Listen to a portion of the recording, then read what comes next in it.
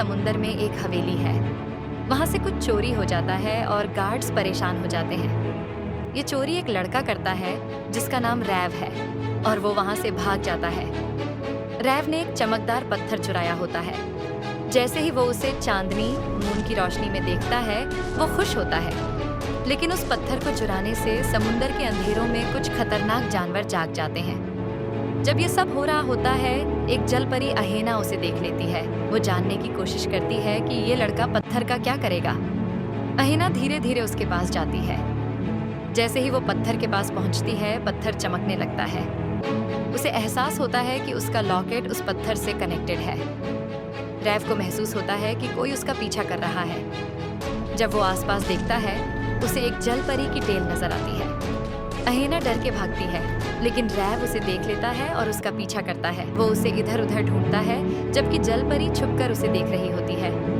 तभी रैव के हाथ में जो पत्थर होता है, उससे निकलने वाली रोशनी अहेना का लॉकेट तोड़ देती है। अहेना घबरा के भाग जाती है और एक गहरी गुफा में चली जाती है। रैव को लगता है कि इस जलपरी में कुछ खास बात है। उस पत्थर की रोशनी से एक और बुरी जलपरी सेराका उठ जाती है, जो सदियों से कैद थी। उसे अहेना का लॉकेट चाहिए होता है ताकि वो सी की क्वीन बन सके। वो अहेना के पीछे जाती है। अहेना अपने टूटे हुए लॉकेट के लिए रो रही होती है।